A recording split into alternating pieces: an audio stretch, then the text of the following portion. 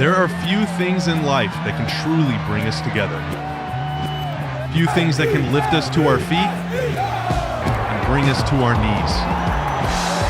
Few things that can be analyzed, internalized, socialized, even spiritualized. It gives us identity.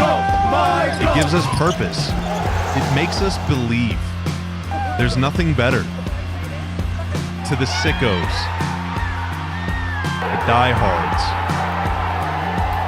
the supporters, the hooligans, to the rowdiest, the most obsessed, the fans. For us and all those like us, it will always be sports over everything.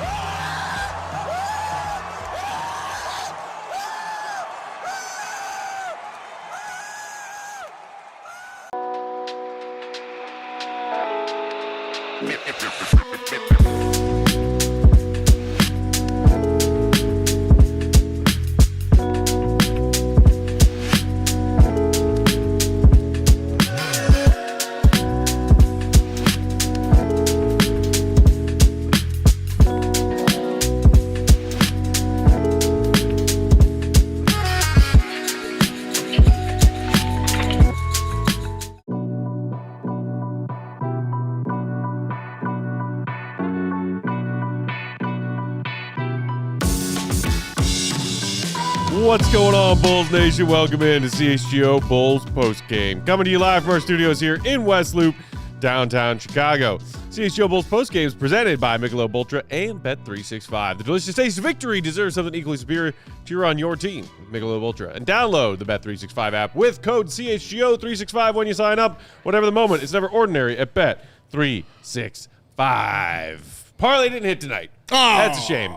Got close? Modest did his part. Yeah. Got them 20 points I was asking for. Bang. Vooch was 1 assist shy. And Paul Reed slacking on the glass. 6 rebounds. I needed 10. Slacker. What a Slackers. game he had. Slackers. What a All of them are lazy slackers.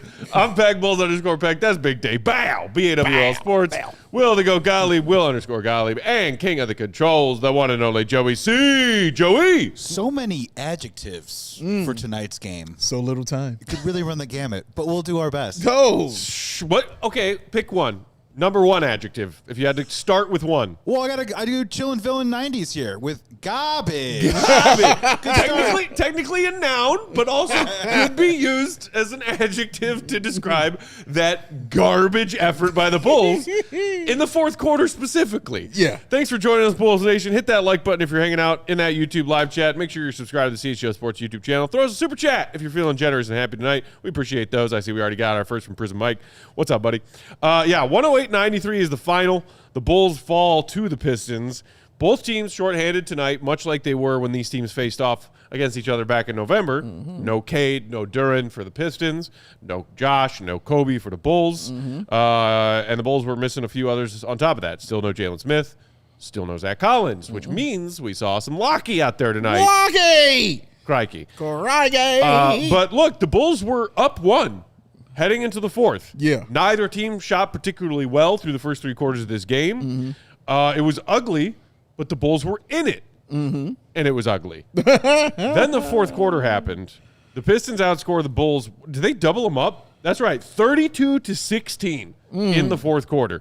We have seen in the last couple of Bulls games, both losses, Hornets and then Celtics, multiple quarters where they failed to surpass 20 points in a quarter. Yeah. They did it again tonight, and boy, did they choose a bad quarter to not score 20 points. Ooh. I mean, what happened in that fourth quarter? I mean, I think Adam Mean kind of said it also really wisely. Detroit knows how to will wear you down.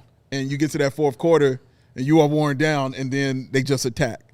I also call it a better team turning it on and saying, what are we doing? We're going to go out here, we're going to win, and we're going to stomp this team out. Like, what are we doing? We'll quit playing with our food, basically, kind of situation. But in these 3 losses the Bulls have had, Their point totals 99, 101, 93. Not going to be good enough to get a victory, but what's interesting also is the teams that are beating them, the highest point total was Boston with 115. So it's not like they're just killing them and running them away with that. So that tells me it's some bad shooting going on and some shooting droughts happening for the Chicago Bulls, man. And as you just stated, again, they had another quarter where they played really bad with that. The refs let them play pretty much for the first 3 quarters. They called the whistles a little bit more, which I thought they would do in the fourth quarter, but nothing just like egregious from what they have been doing the previous first 3 quarters, in my opinion. Just real quick, gentlemen, breaking news. Oh, okay. Shams bomb. Oh. People were waiting to see if it would happen tonight. It's happening. Wow. Go time. Ayo Dosunmu's son just got traded. Oh. Trae Young is heading to the Washington Zards for CJ McCollum and Corey Kispert. There it is. Via Shams just now. Shams with a little more intel with a subtweet. The trade ends Young's stint as the face of the Hawks and sends the 27-year-old to his preferred destination, parentheses, I don't believe you, that's not part of the tweet, in the nation's capital. Top Wizards officials, Michael Winger and Will Dawkins, have served to anchor their young talent in the next step of the team's development. Wow. So, breaking news. There it is. The is. first big trade to happen in this in-season trade window. Trae Young, gone from the Atlanta Hawks. Ladies and gentlemen. Goat, how you feeling, buddy? I mean, I think we kind of saw this coming a little bit. It is early, though. I mean, the trade deadline's a month away. It is early. So it's surprising to see it actually happen, but I think this is kind of like a good outcome for both sides. Trae obviously gets to go to a team where he's going to be able to handle the ball as much as he can, as much as he wants, and the Hawks kind of moved along from him. They evolved past him, I think, and now they get a player that they can slot into a bench role in CJ and another shooter on the wing in Corey Kispert. So you add some depth, and I think it just goes to show, one, the way that some of these smaller guards are trending in terms of their value around the league, and 2, how teams are handling these big contracts. And frankly, my first thought is thinking about how the Bulls made out in the Zach LaVine trade, getting a pick back. Granted, it was their own, and maybe the value of that wasn't quite as high, although it turned out to be the 12th overall pick, and then also getting a couple of contributing players. That is more than what the Hawks were able to get for Trae. Now, the Bulls, the Hawks are getting off of a lot of money. Trae has a player option after this year. McCollum is expiring. Kispert's making, $12, $13, $14 million, something like that over the next handful of years. So they're getting off of a lot of money. I think the next thing is, who are they going to replace their starting point guard role? I don't think CJ McCollum is their long-term answer, but now they're in a position where you've got $30 million of CJ McCollum coming off their books. You've got $30 million of Kristaps Porzingis coming off their books, and you've got $11 million of Luke Kennard coming off your books. You can go out and big game hunt a little bit in the point guard market this summer and try to replace him with somebody that fits their identity around Jalen Johnson and Onyeka Okongwu and Zach Ricochet and Dyson Daniels a little bit better. So I like this move for them. It gives them flexibility. Obviously, they're not getting back the assets that you might want, but the flexibility here is key, and I think they're in a position now to go out and make a big splash. And I think Coby White could be somebody that they look for. With that glow that you see right now is the glow around GOAT, because trade season has officially it's begun. Officially upon us. The first trade of the year. It is upon us, ladies and gentlemen. Yeah, Trae Young in Washington, I don't know why it feels like a fit and sounds right, but it does for all the reasons you stated. But just aesthetically, I'm just thinking about it, and I'm like, yeah, I feel like that's a good fit for him. As far as the team should go to. Like, I thought the other team would either be like the Clippers or Sacramento or somebody, as far as the fit was concerned, just how looking in from the outside in. But bringing up Coby White in this makes it even more interesting, because I think GOAT is right. They'll be after him, basically. And I'm curious to see if the Bulls are in the long-term Coby White business, in the terms of, hey, we want to keep him. Hey, we want him to be our guy. Or will they say, nah, we'll let you go to free agency and we'll talk to you then? Because I think that would be a mistake on their part if they're talking about keeping a guy like Coby White, because the dollars are going to be flying at that young man. And opportunity also to play with a different kind of team, maybe more so of a winning team, will be flying at that young fella right there. So it just got real interesting for the Chicago Bulls. And yeah, I love trade season. It's really awesome. Just one more thing from the Wizards' perspective. Obviously, Trae has sort of gotten a bad reputation. They're buying low on him right now. Yep. And he kind of is what he is as a player at this point. Has some serious flaws, but incredibly talented offensive player when he has it going. And they kind of need that. I mean, you look at the core that they have right now. It's Alex Sarr. It's Trae Johnson. Bub Carrington's kind of a combo guard. Bilal Coulibaly, Keyshawn George. They have a bunch of guys, but they don't really have anybody that can kind of bring them along. And I think Trae is an elite playmaker that can help them. And from the Wizards' perspective, you're basically getting, an all-star caliber player for free almost. What I think they're going to try to do here is do exactly what the Nets did with Michael Porter Jr. this summer. Mm-hmm. It's what I've said the Bulls should be doing, which is taking on money, trying to rehab guys, and then flipping them so you can get a pick coming in and a pick on the way out. Mm-hmm. And so I like what the Wizards are doing now because it's going to help them develop their young players. They can try to be a little bit more competitive this year, but still they've got their focus on the longer term, which is the young core that they have and a top draft pick in this upcoming draft, which is going to be really strong. So I really like it for the Wizards. And I think the book is still out on what ends up happening with the Hawks because, as Shams is saying, this now provides them with the financial flexibility to pursue Anthony Davis. So I think this kind of foreshadows another big move on their part. And because Kobe's contract is so small, they could potentially do both of those things. Don't put me with a good time right here. I mean, I think it just kind of got harder and harder to ignore the Hawks record when Trae played. What do you mean? When Trae sat. That record. Yes. Yeah. Absolutely right. People wondered for a long time if they could build a winner around him. And just the vibe of it, he too. He sat for a while, and you got all these other interesting, young, talented players playing, and he's sitting, and they rally, rail off a bunch of wins, and then he comes back. And what did they go when he came back and played like 2-8 or something like that? Yeah, started off like 0-4. They lost to the Bulls twice in a row. They sure did. They lost to the Bulls twice in a row. And what else do you need to know to tell you that your organization is in a funk? And remember that game, because it's Cleveland. And remember the game that the Bulls beat them in, the first one in Atlanta, that last second shot.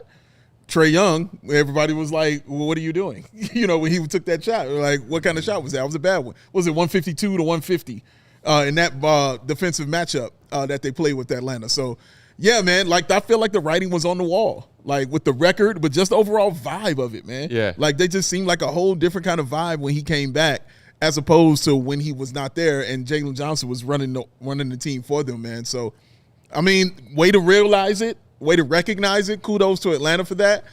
I'm just also very curious, Go just kind of answered it, does it make them, are we going to try to get out of this play-in and go for it?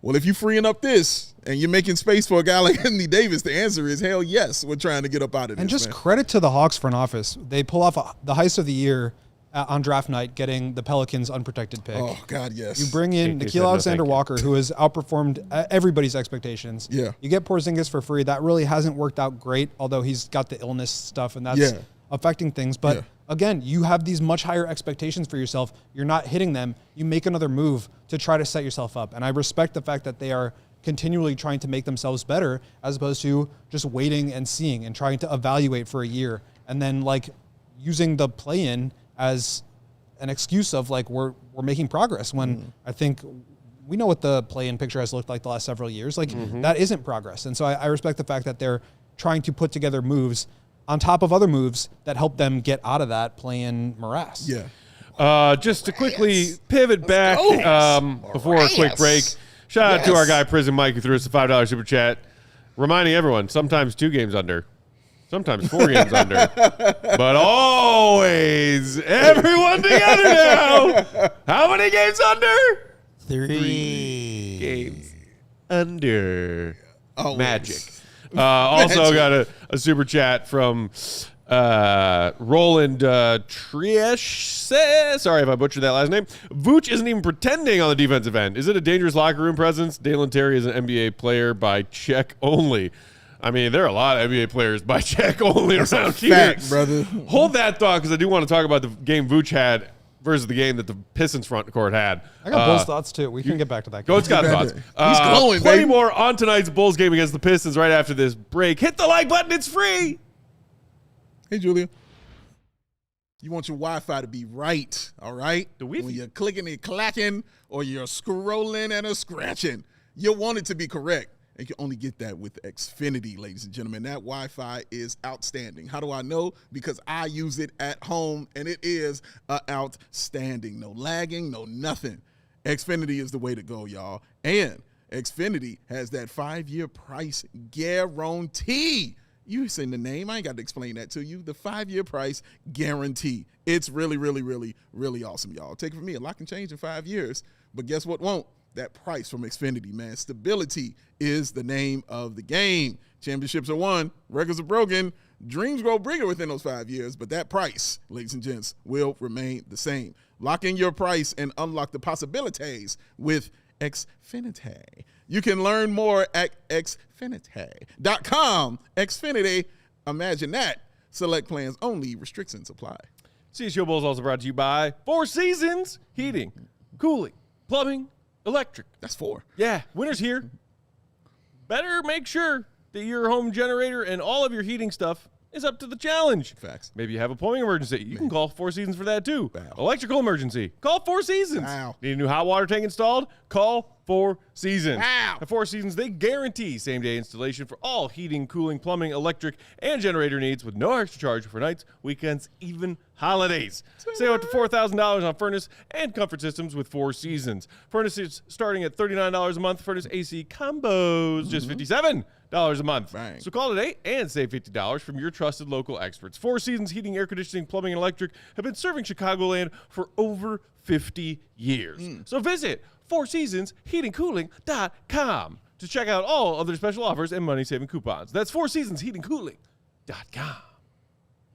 CHGO Bulls postgame rolling along here on Wednesday night. Thanks for being with us, Bulls Nation. Hit the like button if you didn't do it during the break. Peck, Big Dave, Goat, Joey on the controls, breaking down this Bulls loss to the Pistons. We had a super chat right before the break. I'll read it again from Roland saying Vooch isn't even pretending on the defensive end anymore. And Dalen Terry is an NBA player by check only. Ouch. Appreciate the super chat. Vooch, I don't know if he's ever pretended. Exactly. He just is who he is on the defensive end. Just what I was going to say. But, he's not the only one who was getting cooked, by just more, beefy guys scoring. Beef stew, my God. Beef stew! Like Modest was getting back cut tonight. Trae Jones was getting back cut tonight. Yeah. It is a team problem. Yeah. It just looks often like Vooch is the biggest problem. Right. Because he's under the basket while they're getting scored on. Correct. These are facts. It's like he is struggling. But he has always been a struggling defender. And also the way it's kind of built, it's not like there are defensive presences around him. So everything kind of funnels, everything kind of funnels to him, and then it's put on him. Kind of because of that. Now, I'm not absolving him from that. I'm not saying he's a great defender or anything like that. I'm also saying there is no help around him. So it's going to make you look worse. You know what I mean? Like, if you're already a bad basketball player and you're surrounded with other bad basketball players, then guess what? You're going to be highlighted. This dude can't play. Well, of course. So, yeah, it's going to be bad for Vooch. He does his best. And for me, his defense has always been rebounding. That's the defense I need from Vooch. Like, can you, deter a couple shots by keep your hands up, using your size a little bit? He gets a little feisty down there sometimes. He, shows a little fire. I don't mind that. But for me, it's the least of my concerns when it comes to that with Vooch, because I already know who he is. For me, it's the guys that are around him and kind of the situations that he's put in. And unfortunately, we got to live with it, because this is the path that they chose, is to go down with this and, roll it down this way with Vooch. Yeah, I don't think Vooch is a great defender by any means, but he does know where to be on the basketball court at the right time, and I think that's like probably more than half the battle. And there was a play that Stacey telestrated. There was a error in the transition game, and they just gave up a wide open layup. And Stacey was kind of breaking down where the responsibilities were supposed to go. And Vooch was kind of caught in a hard place where his man is rolling down the basket, but there's somebody wide open in the corner, and there's somebody on the weak side wing, and Dalen was on the other side of that, and he wasn't really like tagging the roller that would have allowed Vooch to get out to the wing. Vooch didn't want to leave the corner three-point shooter open, and so he just got caught in no man's land, and he's not mobile enough to be able like stunting this way and coming back and defending the rim. Like, they just got beat on that play. But I think to your point, Dave, there wasn't really anybody that's helping him out, and that's just kind of the story of this team defensively. They've got some guys that are decent individually. They've got some guys that are good defenders, but there just aren't enough people out there at the same time to really be an impact defensive unit. And that's how these things happen. And I didn't really get a chance to like give my whole thoughts on the game because of the Trae Young news. So I'll just do that briefly, which is that, after last game, I was very critical of the effort and the just the way that they played and not looking at all to their identity, not playing with any physicality. And I was concerned coming into this game. We talked about it in pregame that they were not going to be able to respond to the Pistons, who are obviously without Jalen Duren and Cade Cunningham. They're probably two best players, but still a very strong physical offensive rebounding team. And I just didn't know how they were going to respond. I did think for 3 quarters, they really met the challenge, and I was encouraged by that.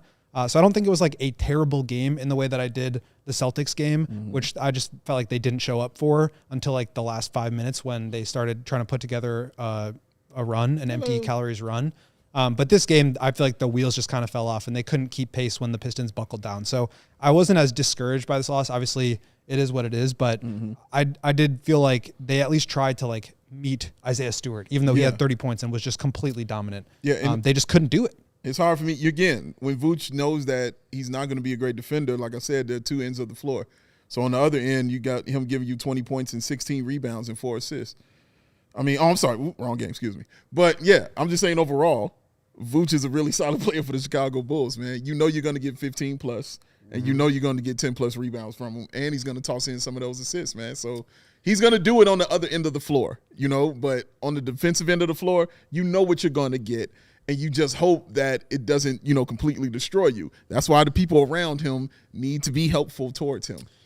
And yeah, at face value, 20, like this right here. 20 points, 16 boards, and 4 dimes for Vooch looks like a pretty solid night. It's not fair. But then you realize he scored 20 points on 20 shots. Beef Stew had 31 on 17 shots. Yeah, correct. So that's my point. Yeah. That's my point right there. I know he's going to give up that 31. Great. Right. Yeah. What you going to do on this other end, though? You got to match it some kind of way. So it's got to come some kind of way. So give me that stat line from Vooch right there, the 20, the 16, and the 4, because I know on that other end it's going to be a struggle for him to stop those guys in the paint. Just is. I mean, Paul Reed, the last game, same thing, right? 28 points, 18 rebounds, and quite a few blocks. It's going to be a struggle for him, bro. But he's got to do it on the other end. Somebody just said, you got to set the tone from the center position. Oh, of course. It's our friend Giddey committee. You guys give Vooch such a free pass with this crap. Centers should set the defensive tone on NBA team. But then shout out to Scott LaRock, who just pointed out, Vooch can be a part of a strong team defensive system, but he is not a tone setter. Hasn't been for a long time. I'd argue hasn't been ever. Yeah. It's not a part of his DNA as a basketball player, but Scott is fair and accurate to point that out. Because guess what? Vooch has been a part of a top 5 Bulls defense in his tenure here. Yes. He's also been part of a top 10 Bulls defense in his tenure here. It's true. It's about the collective pieces. Yeah. It's not giving Vooch a free pass. We know he's no defensive stalwart. He is not. We know that. He is not. We know this. It gets brought up a lot. I think part of God, they scored 93 points tonight. I'm not sitting here saying that Giddey needs to be a stopper defensive player. He needs to execute within a scheme, which is I think the same thing you're asking of Vooch. And I think Vooch does that on most nights, and there are some nights where he doesn't. The problem is, and it's really not a criticism of the players so much as an acknowledgement that they're difficult to build around. And it's incredibly difficult to build around both of those guys because they have such unique skill sets and such glaring flaws in certain areas that if you have one of those guys in your lineup, you can build around it. You can put a team of long, rangy, defensive-minded wings who can shoot and get up and down the court around Giddey to protect him defensively but make him look good offensively. It becomes a lot harder. And same thing with Vooch. You can put athletes around him. You can put high IQ players around him, floor spacers around him that can cut and move off the ball, and he can find them and you can play through him.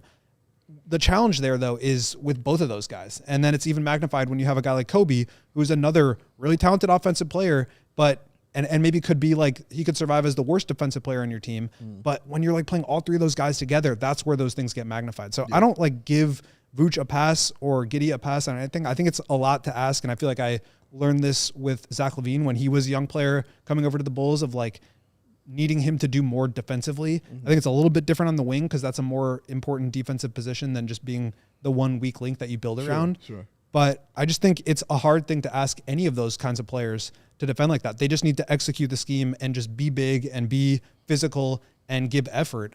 And so I think that's kind of what you need from Giddey. The problem is you just need a lot more around him, and that's where the Bulls just don't have an answer right now. Like, it's also like, I'm not, obviously they're not the same player, but it's kind of the same things that I've said about Modest Buzelis. Like, Modest Buzelis' defensive thing is he blocks shots, but I've always said it's better as a help defender. He's not a guy that you can just say, hey, go stop this guy. Hey, get in front of him because you're tall. No, but if you put somebody next to him that is a pretty good defender, Jalen Smith is a good example. Like, you put Jalen Smith next to him, you saw that help defense start coming from Modest Buzelis, and that's when you see that rim deterrence. That's when you see those blocks, and then you get those outlets and go in transition. So it's about that player, but it's also about what's next to him, man. Like, this is a team game. No matter what you see or heard out there, it's a team game, and you play it together on both ends. And also, like, the Modest example is a great one. You mentioned his, like, help side defense and his ability to slide over and protect the rim. If you're also asking him to defend the best forward on the other team on the perimeter, he's not going to be in positions where he can be the low man and slide over and protect the rim because you're asking him to do something else. So you need other players that complement him defensively to allow him to do what he's best at. And I think the same thing is true on offense, and that's with Giddey and with all these players. Like, no player is perfect, and it's just about building and finding the right synergy so that you can maximize some guys and protect their weaknesses. And I think it's just hard with some of the players that they have. It's not necessarily like an impossible task or a criticism that they can't possibly overcome. Giddey works hard on defense. Like, I don't have a huge problem with it, the way that he defends. He gets beat one-on-one sometimes. A lot of players do. That's okay.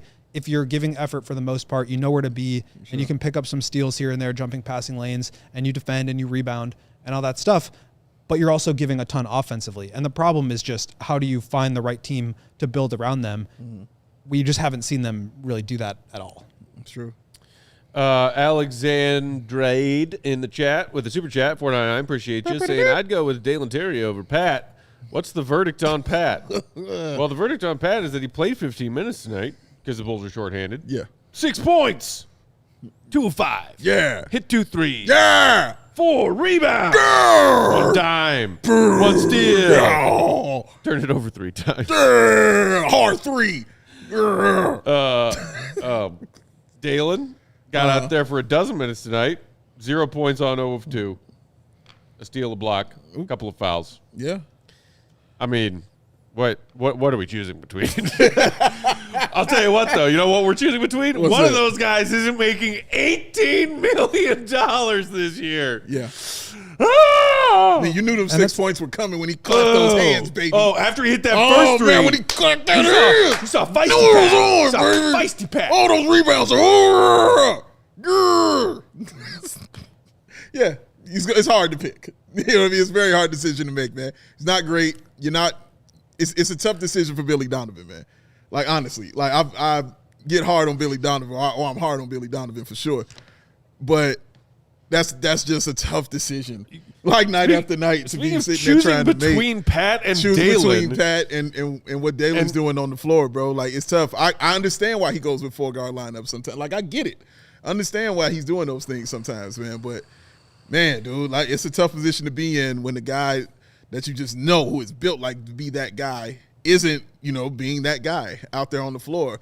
And you have to live with the fact that he's going to get you 6 points and 4 rebounds and that being a good game for you. So it's tough sledding. Tough sledding, man. It really is. Very similar to what you just said, Dave. Shout out to our pal Juan Miller in the chat who just said, today's game showed just how many obvious flaws in this there are in this roster. I'm no Billy fan, but this is a mid roster. Yeah, it's tough. Welcome to the party of level-headed people. Yeah, Billy ain't no great coach. Yeah, but he's coaching a mid team. Yeah. And these are the results. Here they are. Shout out to Francisco, also in the chat, who had similar sentiment, saying everything is so mid with this freaking team. Yeah. This shit hurts. When will they start making the right moves, man?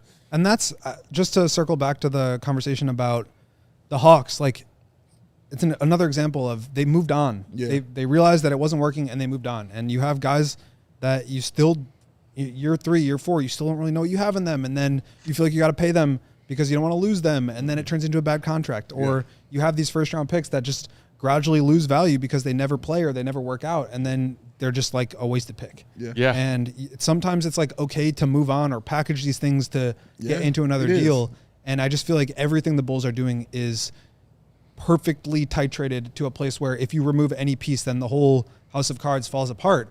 And it shouldn't be that way. You should be able to try to make moves that aren't necessarily setting you way back or launching you into contention. Like, there's no move that's going to do either one of those things. So you have to collectively put moves together that help you get out of the middle. And I think a lot of it would start with doing something with some of the younger players and moving on from them if you know they're not working. Yes, but then they wouldn't be poised for the 9th seed in a home play-in tournament game, Goat.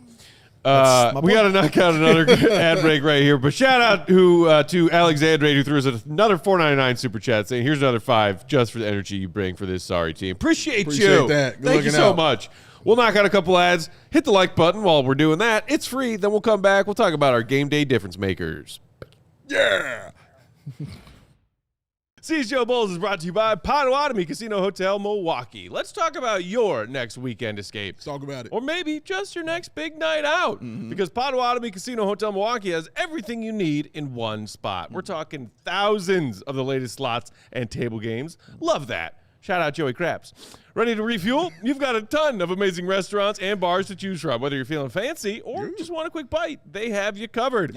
You don't even need to leave the property if you don't want to. I love being lazy. Stay in style at their luxury hotel, just steps away from what many call the Midwest's best sports book. Maybe you're heading to a Bucks game this winter when they take on the Bulls. Start your day right at Potawatomi. Hit the sports book, then head out to the game.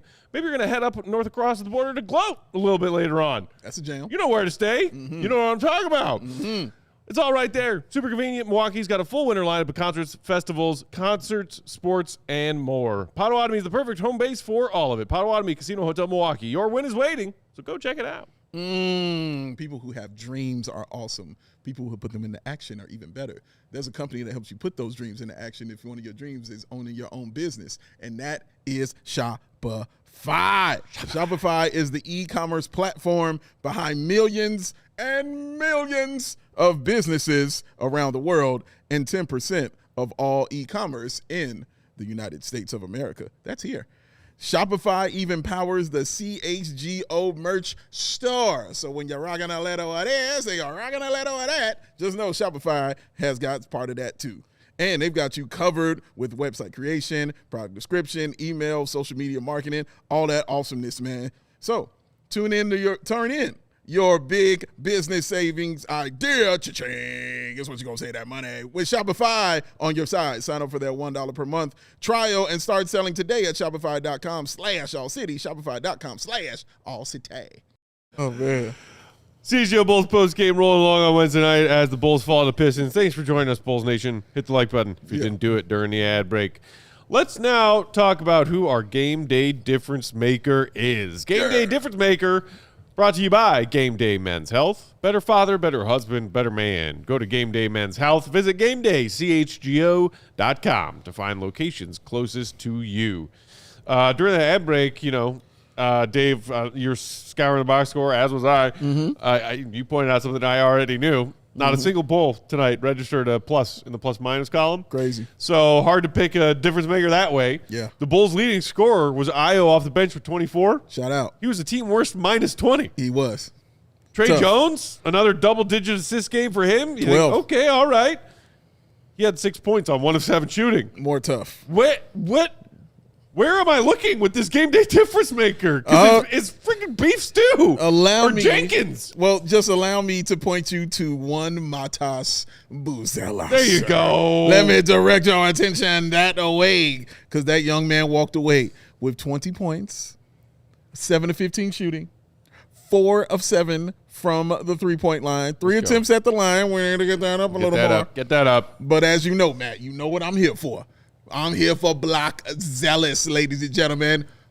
Uno, dos, tres, cuatro of them things. Oh, you have 4 tonight? Cuatro of them things Matas. out there for young Matas Buzelis. So, yes, more of those blocks from Matas, who had, I thought, the best play of the game for the Chicago Bulls, where he blocks the three-point shot, and then Trae Jones tosses the pass down the court to him. Matas lets it bounce in front of him twice, sets up right at the baseline on that three-point line, grabs it, pops the three. Best sequence for the Bulls. Was that the best moment of the Bulls? Best sequence and moment for the Chicago Bulls tonight was simply that, courtesy of 1-4, ladies and gentlemen, Matas Buzelis. Yeah, I was going to go with Matas for my difference maker as well. And obviously he had a nice game, but I was thinking about it more through the lens of like the Bulls and their future. I was listening to Cash Considerations. Shout out to Ricky and Jason. Shout out. Ricky, Jay. And I thought this was harsh when he first said it, but Ricky said that Arturas lit 4 draft picks in a row on fire, 4 first-round draft picks in a row on fire. And I was like, wow, that's strong. Pretty accurate. But then he said it, and it's like they traded 2 for Vooch. One became Franz, another became Jett Howard. Yep. Obviously, the Bulls don't get either of those picks. The other was Patrick, and then it was Dalen. And like they just haven't gotten anything out of their first-round picks for 4 straight years, and we'll see what happens with Noah. But like, how much bleaker would this bleak situation look if not for Modest? So difference maker is Modest in the sense that he has the ability to be the difference maker on this team of like a true franchise player. And I don't know if he'll be like a superstar kind of guy, but like a cornerstone, a pillar of what you build moving forward. Yeah. And whatever that looks like, I think Modest is going to be a big part of it. I agree, 100% agree. It's just fun to watch him out there. I'm happy he's getting the minutes he's getting to. Yeah. I mean, 33 minutes for him tonight out there on the floor. So basically giving him time to showcase and make mistakes, which is all I want, from that young man. Is it giving him that opportunity to do those things.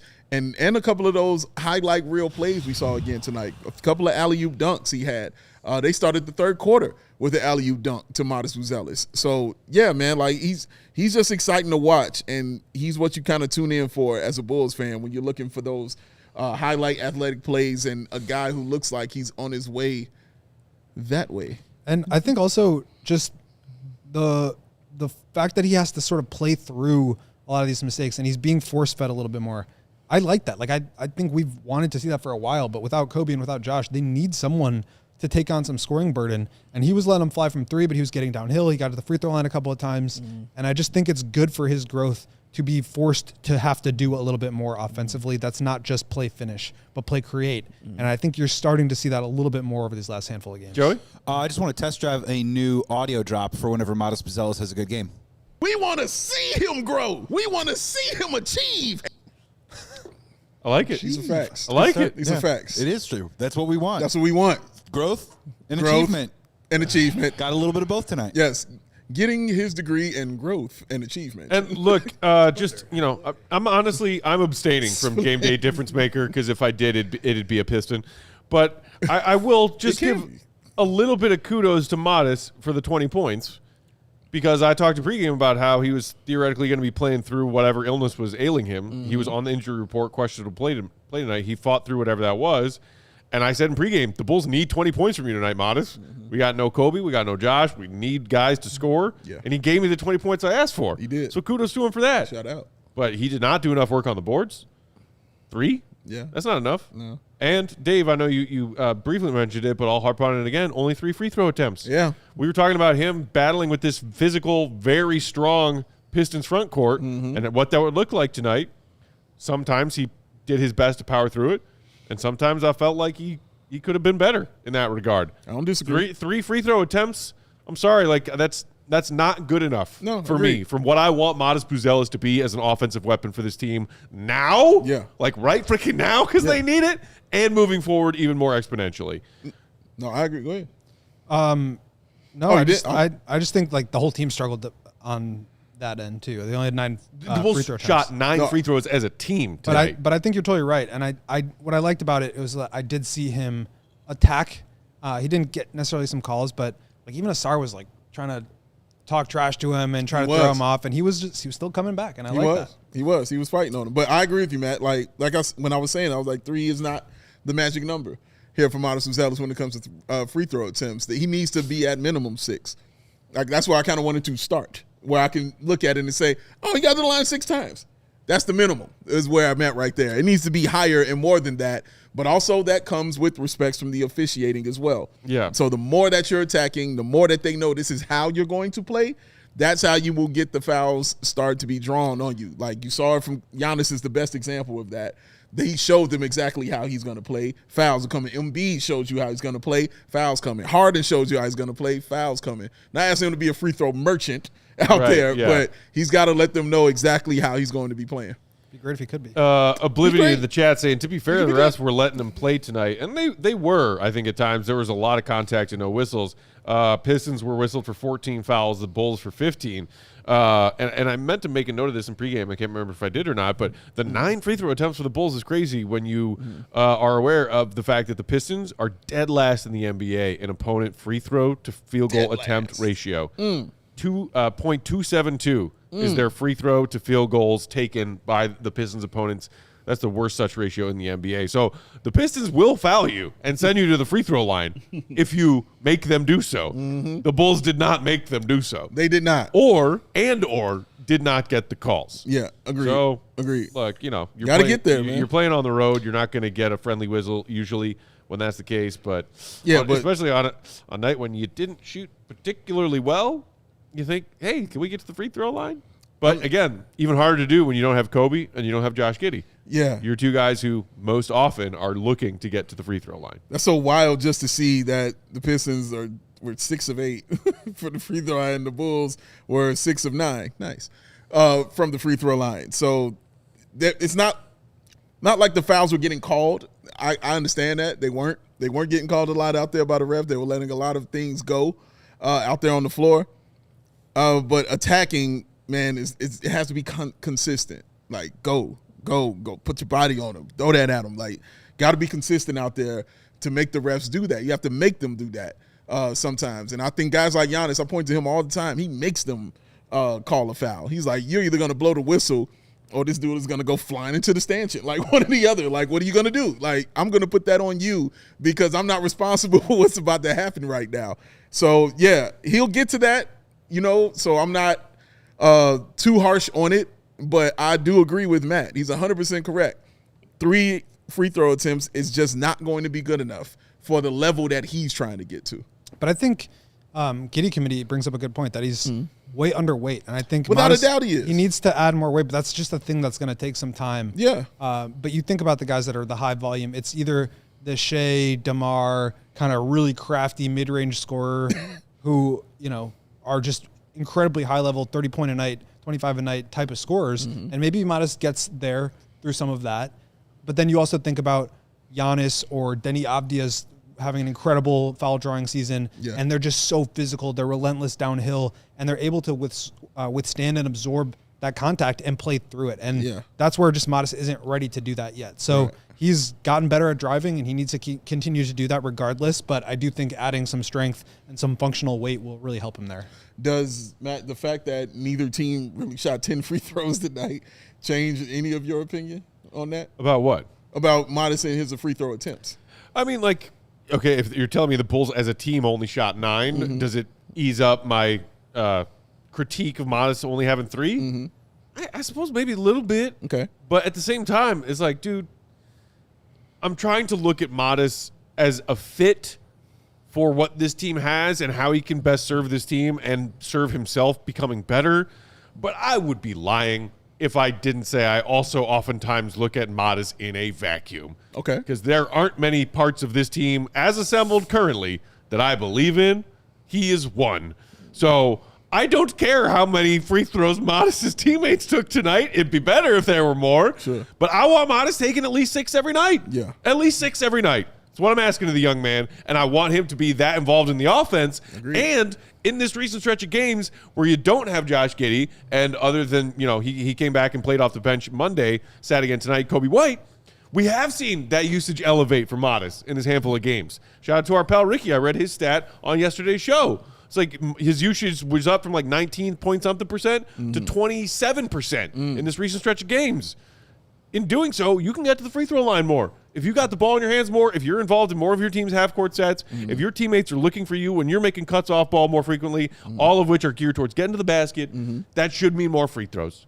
So I don't care if the refs had, a loose whistle tonight and his teammates collectively only shot 6. I'm still going to nag on Modest for only shooting 3 because I want more from that young man. I like it. I like it a lot. A minimum of 6. Oh, All Peck does is praise Modest and slander Giddey. A lot of Giddey talk today.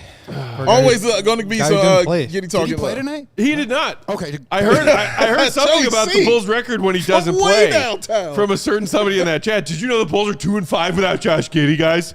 Oh dear God! Is that what you said? Oh man, You know they're 1-8 without Isaac Okoro, right? They're also just 3 games under 500 this year. Yeah, you know what that means they are with him? 15-15. Oh. Is that your ceiling as a Bulls fan? Is that where you want to be? Right there, 15-15. Cool. PT said I was kind of hoping for a Big Dave Yuki celebration. Do we want to address that? We lightly can addressed get it in into pregame, but we didn't dive all the way into Yuki being re-signed by the Chicago Bulls. Yes, I'm excited. Yes, I'm very happy about this. Yes, Yuki Mania is back, ladies and gentlemen. Y'all know I'm a big Yuki fan, man. Y'all know I love the point guardsmanship of the young guy. We talked about it with Will Perdue, who also kind of felt that same way. He was like, no, he can play. Obviously, the only deterrent and issue he had was his height. I feel like he doesn't use it as something that, grounds him. He uses it as something that uplifts him, ladies and gentlemen. He doesn't see it as an issue. He sees that as something that can propel him forward and use it that way. Watch how he plays defense, with it. Watch when he's dribbling around those guys, trying to go under your legs, doing things of this nature. Like, he's using it to his advantage. He's just exciting to watch. He really is. He is an exciting basketball player to watch.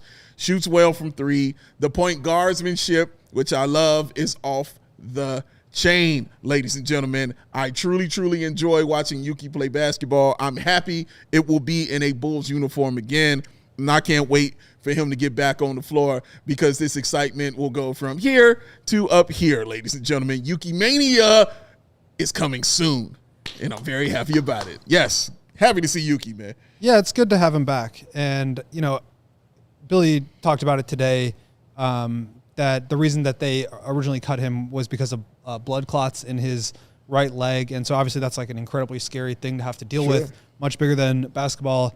But clearly he's ready to go again and get him back out there. Trent Flowers didn't really get much of a chance, and there were some rumors about him going back to college, which is really interesting. But just, good to have him back there. I think the big thing that I was excited about for Yuki was his partnership with Noah in Windy City. And obviously with Noah having the season-ending injury, that isn't really going to be possible. So that's disappointing. But I like Yuki's a great story, and I hope he can carve out a role. And, we'll see what it looks like. Like, he's obviously very talented. He's impactful when he's out there. I think the size is going to be a challenge for him at the NBA level. But, he's talented enough that he can maybe give it a shot. I've seen smaller succeed in the NBA, baby. For sure. Let's go. Yeah, mostly I'm just glad that he's okay. Yeah, great point. For sure. Good point. Billy let that detail out today now that the team did re-sign him to one of those 2-way contracts. But that part was hush-hush. Yeah. That specifically he was dealing with blood clots. When the team released him, the public did not know that. And so knowing that that's what he was dealing with, and now knowing that he has been given medically the all clear to be brought back. And also, honestly, like, kudos to the Bulls for rewarding him and honoring that. Yes, like, correct. Because as much as you might question his NBA potential and NBA ceiling, no pun intended, like, fair to do so, he was one of the best players on their summer league squad. He was. Like, unquestionably, he also he played in a preseason game or two, right? He did. Before he left with that blood clot injury. Yeah. So, like, I got a lot of questions about some of the guys the Bulls are keeping on their G League roster in these 2-way spots. Yuki, I have no questions Not about. one of them, man.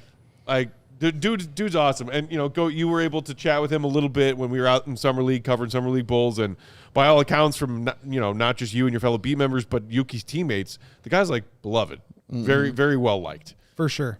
And he has, like, Easy a guy to whole root for. team of journalists following him around. Like, he's a big story in Japan, and I'm rooting for him too. I like the blood clots thing is just way scary, And so it's just good to hear that he's able to get back out there and play basketball, which is what he loves doing and what he wants to be able to keep doing. Can I switch gears a little bit here? Please do. I love a switch of gears. I want to talk a little about Kevin Huerter. Okay. Yeah, that face, Joey C. Gameday Difference Maker in the downward direction? Yeah. I had, when we did plus minus, Yeah. he was my minus, and I talked about the 3-point shooting. That's correct. Was the minus for him. Tonight, he was 0 of 6 from the 3-point line. That means in Kevin Huerter's last 3 games, he is 1 of 17 from the 3-point line. And I don't know if that's a good thing. It is not. I'm not assuming that's a great thing. He was 1 of 11 combined against the Celtics and Hornets, and then tacked another nice 0 for 6 on that tonight. Tacked on another. That's how math works. Tag on another. So Bang! I don't know what's going on with it. This is his worst year so far shooting the 3-point shot in his career. Like, people talk about the Sacramento season. I'm only saying this is the worst because I know he's not going anywhere. Like, this is it so far. Like, he's not going to get traded. Kevin Huerter is going to be here. So he's going to get these opportunities, to continue to shoot because, as I said last year, he's got the greenest light on the team. He's going to get those opportunities to take those shots. But he's been getting some wide open looks, and I think that's what's the scary part about it. If teams were defending him and playing up on him because they see him as a threat, that's one thing. But when they're drawing up plays to try to, move him around, take him off his spot, that's one thing. But he's getting the ball, and he's getting it in nice areas, and he's got a nice look to it. And it's going up, and it's looking pretty, and it's clanging. And it's reminding me of, and it's not a diss, even though it might sound like one, but it reminds me of Kirk Heinrich when he would take his shots. And he would be broke because they were pretty-looking misses. You know what I mean? Like, they were perfect-looking misses. And, that's how you teach it, the elbow where it needs to be, how it's tucked, flick of the wrist, all of that stuff, and then it just Captain clanging. And that's what it's been so far for Huerter, man. He's just really, really, really been off, and it's just really compounding these last 3 games for him. And it just scares me because this is a back-to-back. So this is going to be in the next game when they play Miami, him, kind of on this, non-heater that he's on right now, man. So he's been frigid. He's been frigid cold. And you have to have him out there on the floor because of the other things that he does well for your team, the cutting that he does well. He's a really okay defender. He's not terrible at defense, man. He knows where to be. His IQ, you have to have Billy loves him out there on the floor, playing the 2, playing the 3, either way, and bringing also a little toughness as well to the team. So he provides those things for the Chicago Bulls, but what he's not providing is the thing he's supposed to be known for, and that's that good 3-point shooting. And the Bulls don't have that as of right now, especially with a guy like Coby being out, and he's got to lean on someone else, and they're trying to lean on him. He's just not coming through right now, man. So he's got to get that together. Just want to highlight that, though, and I'm going to highlight it when you get hot, sir. I promise you. Yeah, so Kevin Huerter's 3-point percentage by month so far this season. In 5 October games, he was at 33.3%, basically just like the middest of mid. He was the Chicago Bulls of 3-point shooting. In November, 13 games, 29.9%, just sub 30. Then December, 10 games, he kind of got things back in gear, 35.7%. And in his first 3 January games, and this is not counting tonight's game, he was at 25%. Oh, man. So that's going to tick down a little bit more because I'm no math whiz, but I do know that 1 0 of of 6 17 in his last 3 when you games combine it with 25% is less than 25%. I do still buy him as a shooter. Like, if you look at his career, I mean, 37% from 3 career, 38.5 his rookie year, 38, 36.5, 39, 40, 36, and then he goes to last year as the Kings. Last year before he gets to the Bulls, he's shooting 30%. He gets traded to the Bulls, 37.6%, and now this year 31. I feel like the floodgates are going to open at some point, and he's going to make a bunch of them in a row. I do too. And his percentage is probably going to be 33, 34 this year, and that's obviously low for him, but still not as bad as what it is right now.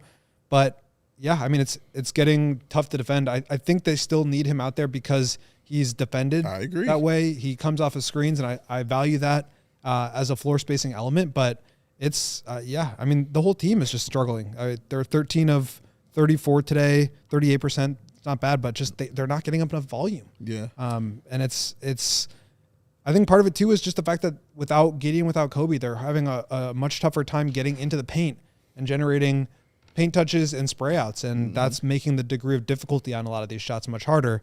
And not everybody can be Aya, who's just 4 of 6 every night. And just making every single shot he takes. Right. Yeah.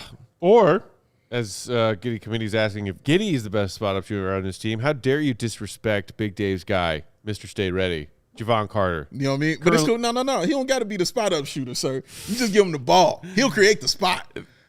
Bang. Currently shooting 41.5%. You better talk it this season. You better talk it. On He was nearly above 4 55. On nearly 4 attempts per Bang. game? Yes. How is that possible? He plays 6 minutes a game. Because he always ready, man. He ain't got to get ready. That's fantastic. He's always ready, baby. Uh. Mr. Stay Ready. Shout out Javon Carter, boy. Put him in the game. Let him shoot. Let him get cooking. Let him get going. You need some three-point shooting. You need it. I think you're going to see him tomorrow because of the back-to-back. Personally. Yeah. And Juan Miller, I wasn't defending those Huerter 3-point shooting splits in any way. I was just telling you what they were. Yeah. The best of them was 35.5%.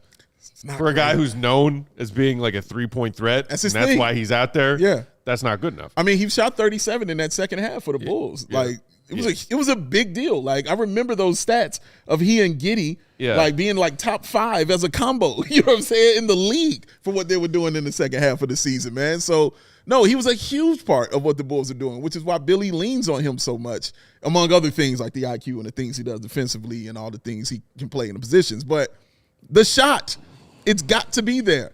I told you, you know the difference between a shooter and a threat.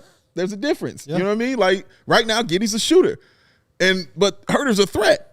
That means you got to plan for him all the They're time. kind of opposites. Giddey is not a threat from 3, but he is a shooter. But he's a shooter. He's making them, but they're still not respecting him. Correct. Huerter, they're respecting him, but he's not making them. Boom.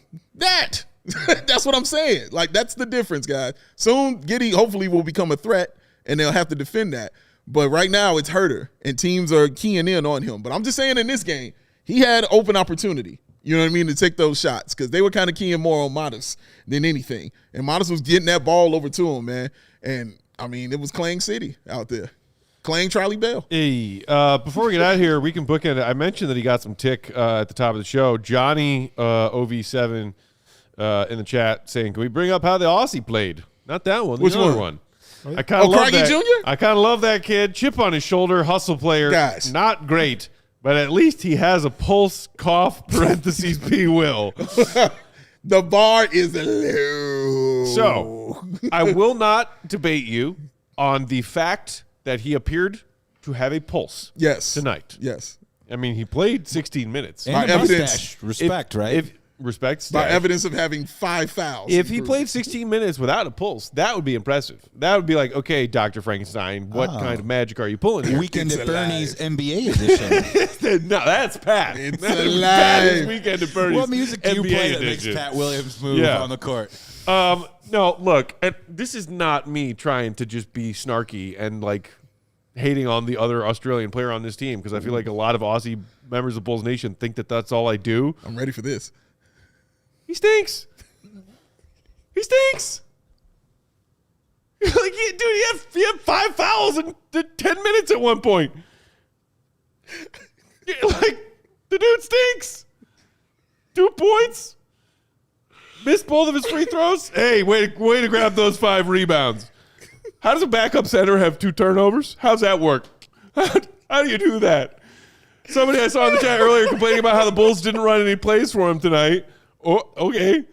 You said screen's good for him. What about that whip pass that Modest gave him when Modest turned down a wide open mid-range shot he could have taken from the top of the free throw line? Oh, God. Great whip pass to Lachie, who was in the dunker spot. What did he do? Took a dribble, got double-teamed under the basket, and then traveled. He did. He did. Can we stop it with this Billy needs to play Lachie more thing? I get that we are shorthanded 2 bigs right now with Jalen and Zach both being out. So he was thrust up into active duty. Okay. He stinks. This dude stinks. I love how he said, I don't want to be snarky about it. And that's why I said, let me settle in. He wasn't. He was very I was direct. like, let me settle in with this was right very here. direct. New audio He drop. stinks. for But you know, sure. He stinks. But to put a pin on that, He stinks. or to put a button on that, he had a pulse. I respect Oh, the God. pulse. Oh, my I respect God. the effort. George, he But- stinks. if you were thinking that not enough Lachie minutes was anywhere on the list of this team's list of worries and why they aren't winning, Oh, man. remake your list. Good Lord. You know when I knew it was bad is when Matt and Fred are agreeing on things about Lachie. Yo. Like they are in agreement about him. But he stinks. The dislikes are coming in. Oh, let him ride. Oh, one to my rescue. As an Aussie, I agree, Matt. Lachie sucks. Look, I didn't even use the SU word. I used the STINKS word. He did.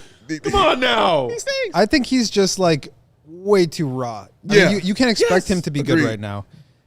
He's got some interesting skills. I liked kind of how they were using him. It's a lot of like rolling into handoffs, but he was just fouling every single time he touched somebody. And he needs to go through that and experience that to be able to learn how to handle it. He had a couple of nice offensive rebounds. I liked his energy too, but he's just not ready to play at this level yet. And that's not a criticism. It's just a lack of experience. Oh, God.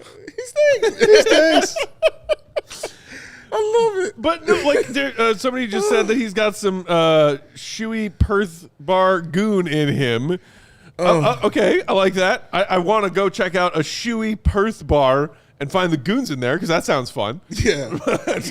Probably get into an interesting discussion too. Is that the guy talking about Giddey on there? But no, like there is a certain level of goonishness to what Lachie's doing out there on the court, but that's basically just another way of saying I agree with what you said. He's really raw. Yeah. Like, But he's also a 55th overall pick. Like he's not Ooh. expected to be ready to play at a high level right now. Correct. Physically, he's undersized and under athletic for the position that he's playing. Yes. He's like an undersized center. Yeah. And he does play with physicality, but I just think it's going to take some time. It's not really anything about him. It's just he's not ready yet. Yeah.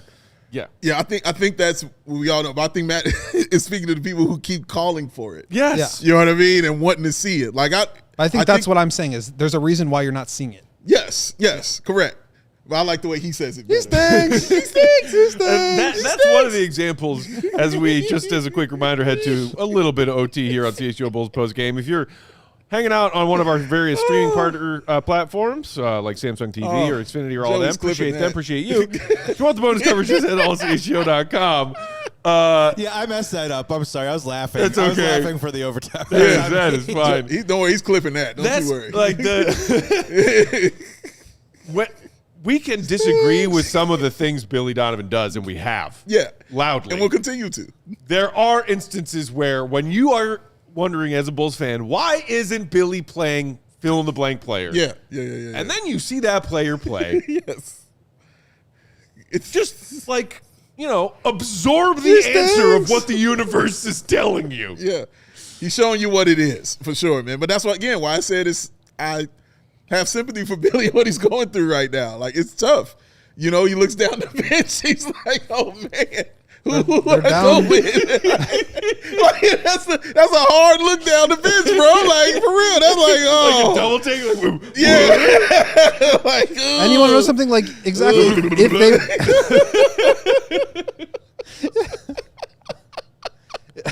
If they would have played Patrick at the 5, people would be complaining about that. Yeah. If he would have played Lachlan instead of Jalen Smith, there'd be people complaining about that. Yeah. But you're down Jalen Smith, you're down Zach Collins, you're down Josh Giddey. All those dudes are really good rebounders. Yeah. You're going against a really good offensive rebounding team. He needed to get in there tonight. Yeah. And I think he also showed why there's some interesting skill set there. Yeah. But I also think he showed why he's just not ready to play at a high level yet. And again, like, he's a late second round rookie. As you point, like, this, it's not. I don't want people to think I'm like making fun of Lachlan Olbrich. My opinion was of the not just tonight, but the also game on Monday where he was called up to active duty. Yeah. It wasn't pretty.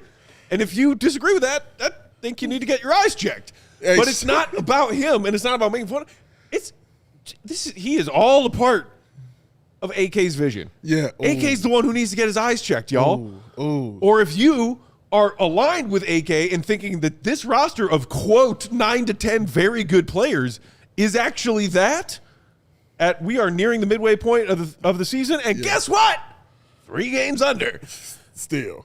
It's not a roster of 9 to 10 very good players. It's a roster of 3 to 5 okay players, and then, dear God, what's on the end of my bench, says Billy Donovan. That's what it is. If you think it's more than that, or you thought it was more than that, I'm sorry. Yeah. I'm sorry. And 16 My God, minutes. raise your freaking standards for what a good NBA team is, because this ain't it. Yeah, This ain't 9 to 10 very good players.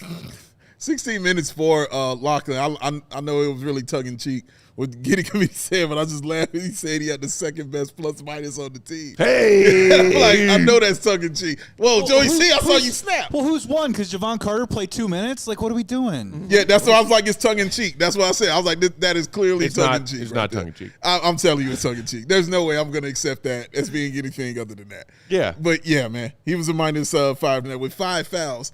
3 in like 15 minutes, which I mean, in like the first 5 minutes when he was in the game. Chris Dunn would be proud. Oh, Chris Dunn would be proud. Did I see he was guarding Steph Curry? Yeah, I sent y'all that after he that checked clip. out of the Did you see game this the other clip?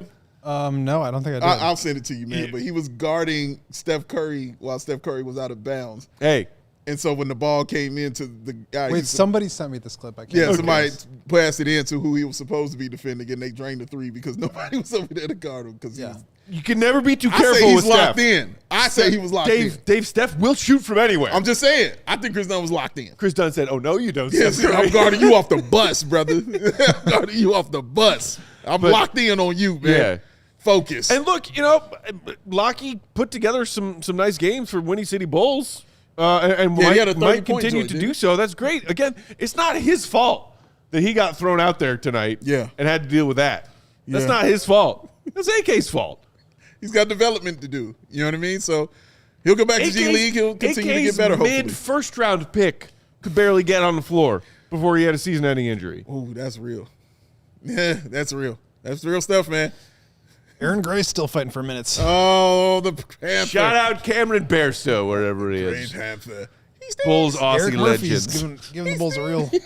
Joe, if you ain't clipped that and made that sound, I don't know what we doing over here on this show. I mean, I mean, seriously. why am I even Why are you in employed? there? am I Why are you employed in the if chair? I'm not doing that? Why are you in the chair? No, I'm already on it. I know you want it, sir. I know you want it, my friend. Absolutely. Oh, my goodness. All right, we'll get out of here for tonight. We still have some more content coming your way here on the CHGO Sports YouTube channel. Make sure you're subscribed because Blackhawks with a late puck drop tonight, 8:30 local time. Ooh. So we still got CHGO Blackhawks with our crew Jay and Mario coming up later tonight. Be sure to tune into that, all you hockey fans. And then we will be back tomorrow for the second night of a back-to-back. Bulls coming back home after the short 2-game trip to take on the Miami Heat. Potential play-in tournament preview. Oh, Heat worked the Bulls in that Emirates NBA Cup game. dude, that was bloody. That was violent. Spo's licking his lips right now. Oh, man. All right, so we'll be back for live pregame tomorrow, 6:30 Central, for a 7 p.m. Chicago time tip. In the meantime, make sure you're reading the GOAT stuff, allchgo.com, so you can find that. Sign up to become a diehard with promo code GOAT, G-O-A-T, to take advantage of that offer for that $36 first-year diehard membership. Offer still going on right now. Follow him, Will _Gottlieb, Big Day Bow, BAWL Sports. I'm Bulls _Peck. We are CHGO _Bulls. Shout out to our king of the controls, the one and only Joey C. Joey C, you back with us tomorrow night? Day off tomorrow, but I'm with you guys this weekend because I got to do Bears on Saturday. Enjoy your day off, sir. Enjoy it all. All right, Bulls Nation, appreciate you. Thanks for the super chats, the regular chats, the likes, the interactions, the engagement, the views. We'll talk again and try again tomorrow. See you, be good. He stinks. Peace. We all silly like the mayor.